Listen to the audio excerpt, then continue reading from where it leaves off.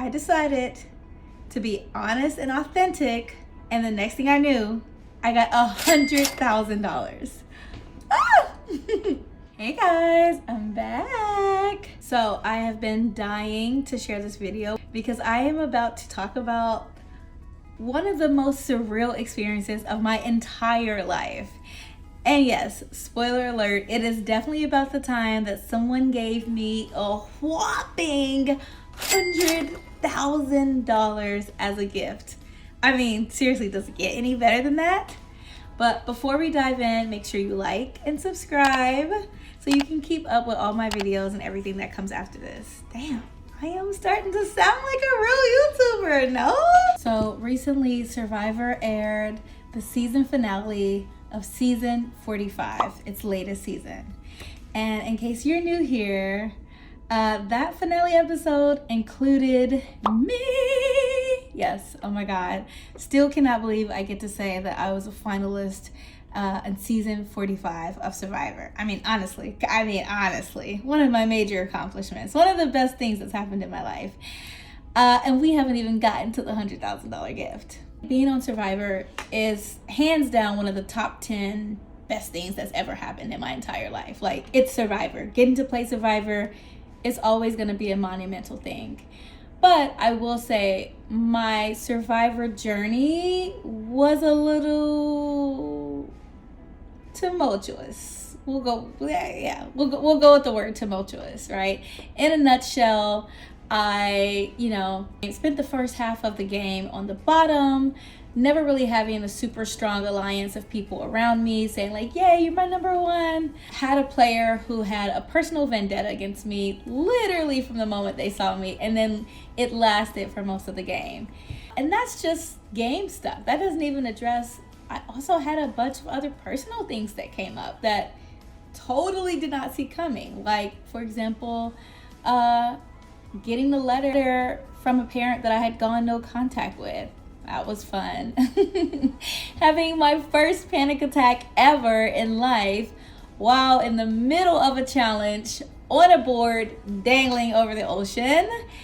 And yeah, all right, deciding that I would tell the story of how I was raised in a cult as a child for the first time in front of 8 million people on national television. And so you're dealing with all of these human complexities, and you're starving, and you're in the jungle, and there's crabs running across you at night, and you're like, I'm having all this other stuff happen too. So yeah, it was crazy to say the least. But of course, you know, the story goes, we're all about resilience over here. So I managed to deal with all of that, make it to the finale, and then make a decision that some people would call fumble in the bag. It is what it is. The point is, yeah, that's a chaotic journey. Maybe chaotic is a better word than tumultuous. Either way, I had a whirlwind adventure of a journey, and my Survivor journey did exactly what Survivor does. It takes you and takes all your expectations and slaps you in the face and says, no, we're gonna give you completely different things. And let's see if you can handle it. And that's why we love Survivor. But anyway, given this tumultuous journey, the day of the Survivor finale episode airing, I was a little bit all over the place emotionally. I was feeling like, okay, I'm super excited. Oh my God, it's the finale. I'm a finalist. This is crazy. I made it, like, on one hand. And then on the other hand, feeling really nervous, right?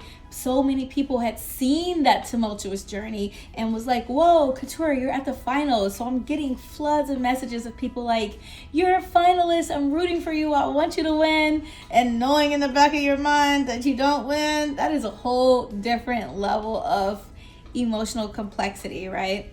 So I'm juggling all these emotions. It's the day of the finale. I'm sitting with my cast. We're like having a great time. I'm like, oh my God, I love these people. I'm so glad they're with me. Because honestly, I'm a little nervous. I don't know what it's going to look like. I don't know what it's going to feel like to see myself get out of the game at the finale, right? I almost kind of envied my castmates who were able to exit the game earlier. Obviously, nobody wants to do that. But in a way, you get to exit the game. You get to reflect on it. You get to lick your wounds privately. And then you get to come back to the finale and be like, woo, celebration time. For me, though, I'm kind of in a different position because I am having to experience all of that at the same time. And I knew I did not want to miss the joy and the excitement and the celebration of our winner, our season, our great season, you know what I mean? Our finale, being in the finale, like all these major positive things. I didn't want them to be overshadowed by some of the negative things, right? Of like, oh man, I didn't win the game, or I could have made a different decision. I didn't want any of that. But they're there. And when you get out of the game of Survivor, it sucks. No matter who you are, what level it is. I mean, I'm guessing that's like true for 99% of people. Like, it still sucks. You still need a grieving period. And so I'm like mixing all of these things together while also knowing the internet is about to give me their full opinion on everything that happened that led to me getting out the game. Right? So I'm watching the finale. We're having a great time. I'm planning for all of this.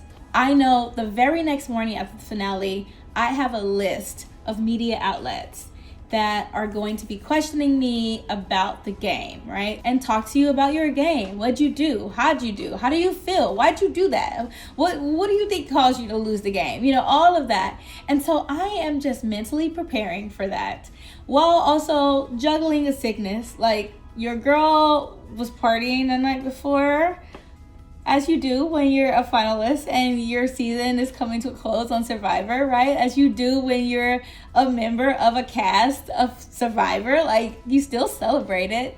So it is the next day.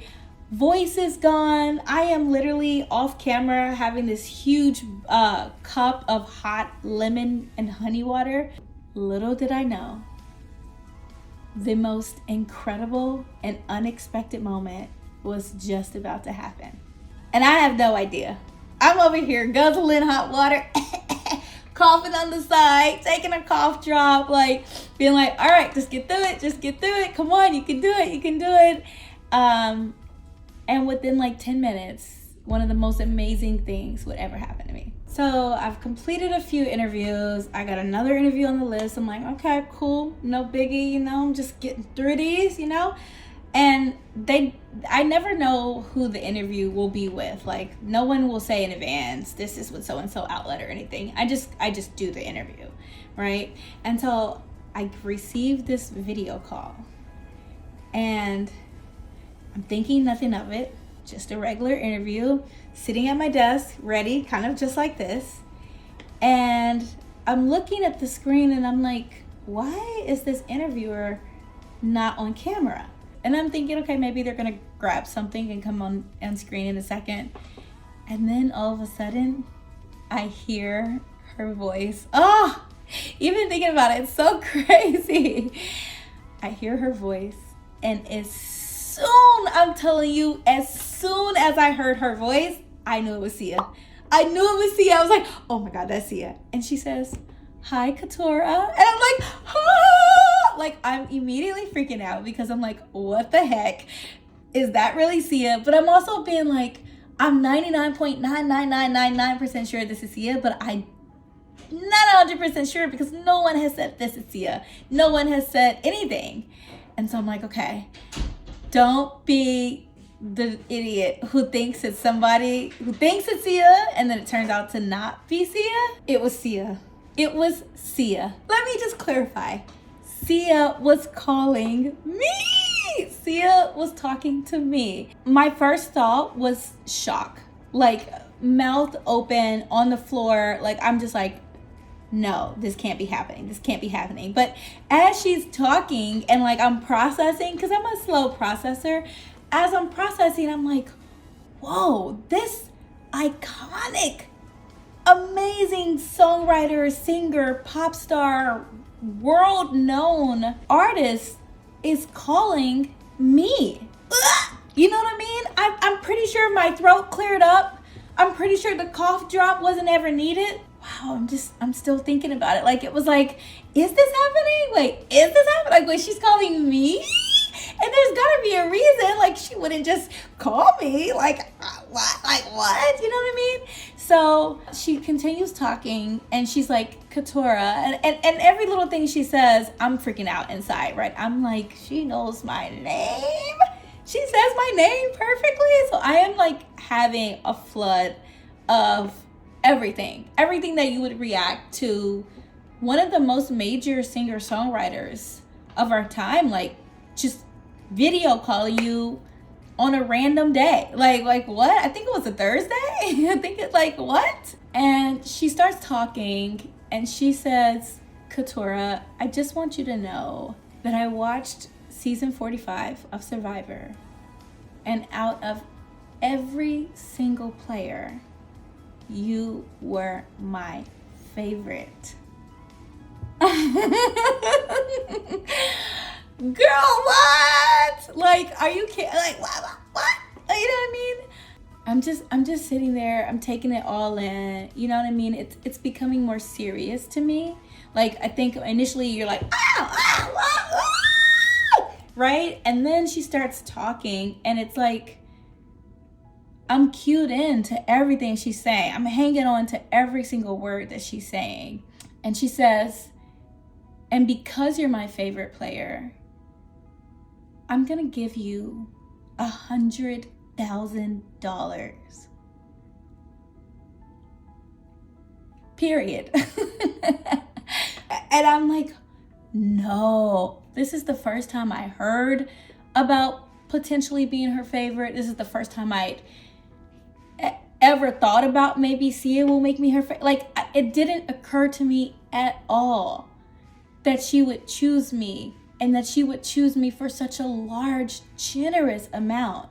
It just hadn't occurred to me. And I put a lot of heart and soul into my Survivor journey.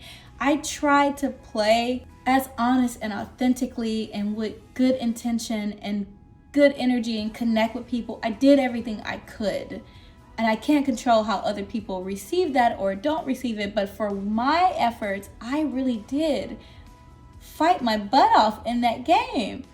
And so I'm like listening to her and being like, how monumental is it that Sia felt that too and is demonstrating that by giving me this huge gift.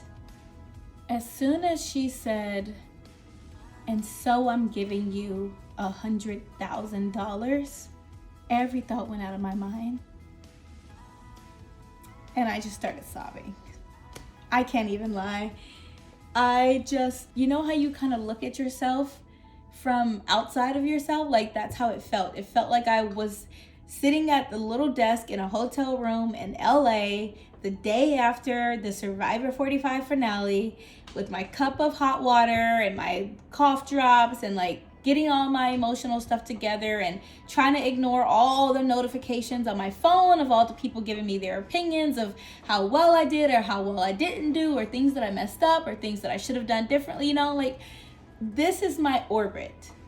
And then this woman is in front of me telling me, I want to give you something that expresses how much I enjoy just watching you. Just watching you be you while playing Survivor made me want to give you this. I broke down. Y'all, I broke down. I was ugly baby crying. Like, I was, what? Really? Like, I was like, this is not attractive. But it felt so powerful because it was almost like the more we talked, I felt that she'd understood, or at least seen in some way, all the emotions that came with having the type of Survivor journey that I had. You don't have the type of journey I have and come away being like, everything was fantastic and life is great and like, no, that's a real experience. And it really touches your heart. It's a real thing. And I had a lot of things that came up that were not game related that happened in the game that taught me a lot about humans and people and how people see me and how people are comfortable reacting to me and all these things, how I how I interact when I feel like my back is against the wall, how my past life of having to be in survival mode so much kicks in sometimes, even when I don't expect it to, right? There's all these emotions that came up.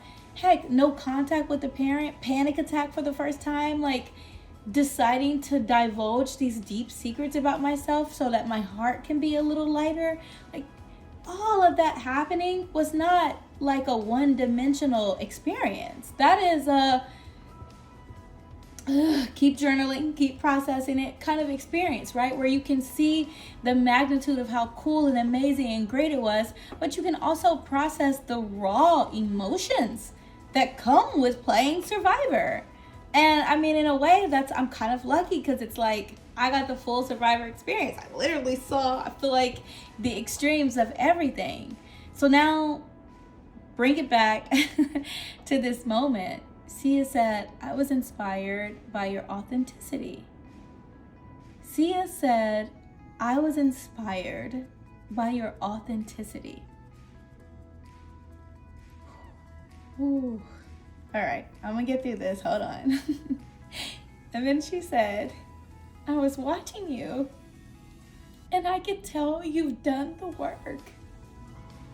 And when you've worked so hard to be a healed person, right? I've seen firsthand in my life, well before I ever stepped foot on the beaches of Fiji, and well before I ever played Survivor, I've seen firsthand how when people are unhealed and don't address their issues and don't address their things, that spills onto others in a really dangerous way.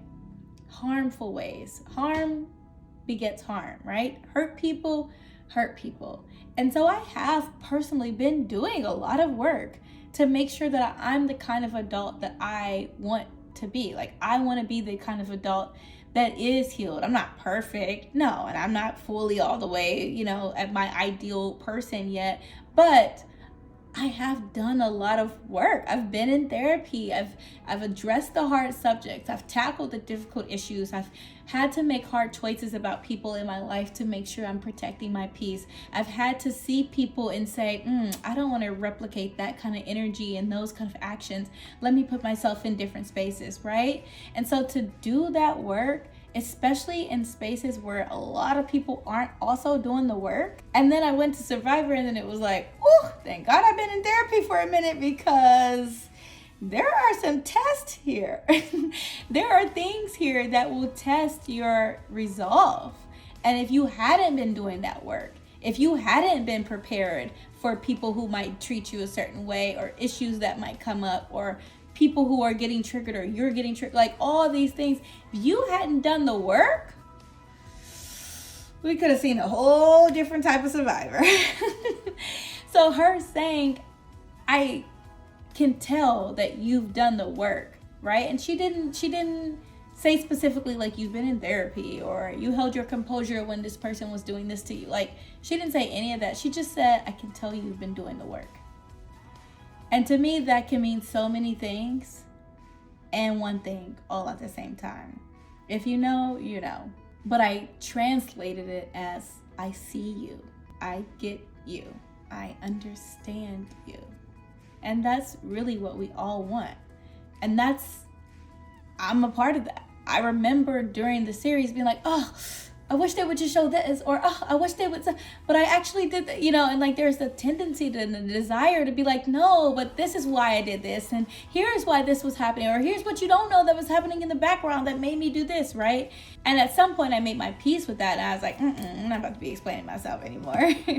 But it was just so powerful to be seen and understood, especially because Sia's music has always, to me, felt like it's that, push through, you can do it, nobody's gonna be able to break us. It's like really aimed at people who've seen a lot, been through a lot, know a lot, and push through anyway. You know what I mean?